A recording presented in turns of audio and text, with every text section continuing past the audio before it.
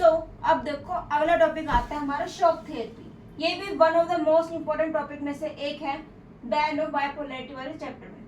अब देखो shock therapy क्या होता है।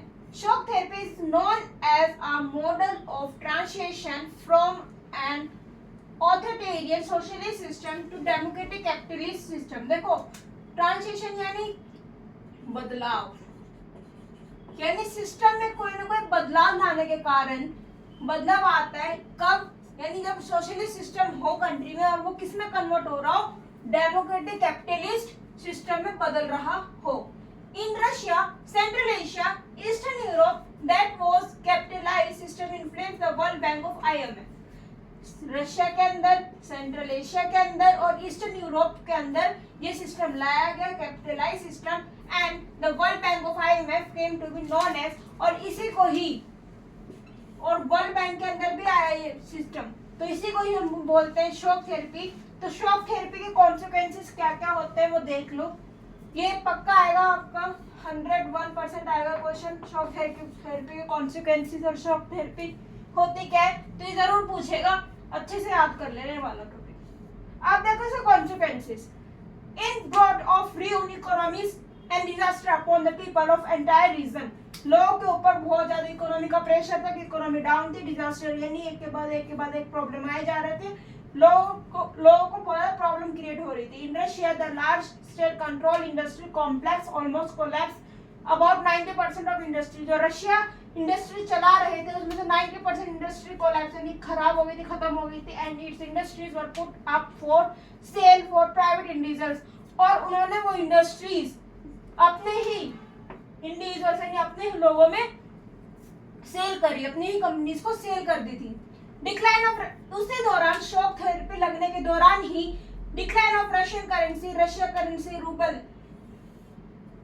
Russia currency and import of food, उसी दौरान रशिया की करेंसी भी डिक्लाइन हो गई थी, यानी आ गई थी इंडिया के अंदर, यानी रशिया की करेंसी को भी बोल सकते, रशिया करेंसी आ गई थी, रशिया की करेंसी रूबल आ गई थी उस टाइम पे। And the import of food, खाना इंपोर्ट होने लग गया।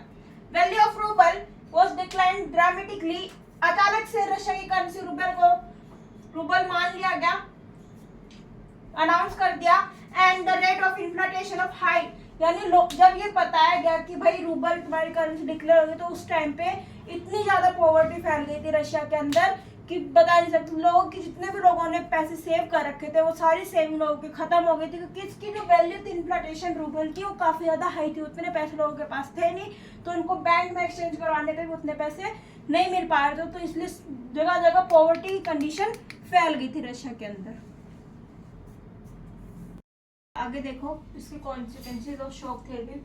Third point, system of social welfare destroyed, जो सिस्टम था सोशल वेलफेयरिज्म का वो खत्म हो गया। All system of social welfare are systematically destroyed, जो पुराना ढर्रे पे जो चल रही थी ना सरकार, वो खत्म हो गई थी।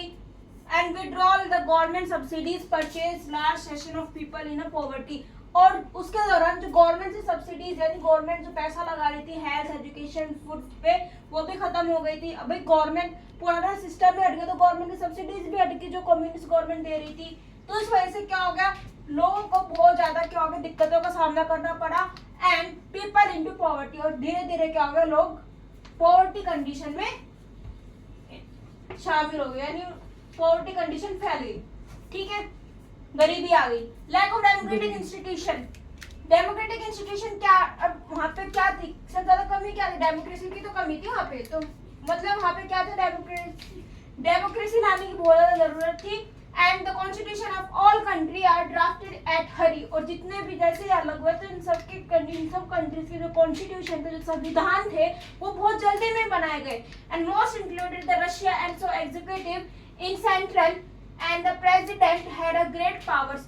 अब धीरे धीरे क्या हुआ, जो रशिया ने जो कॉन्स्टिट्यूशन बनाया उसमें सबसे ज्यादा पावर किसको मिल गई, प्रेसिडेंट को मिल गई।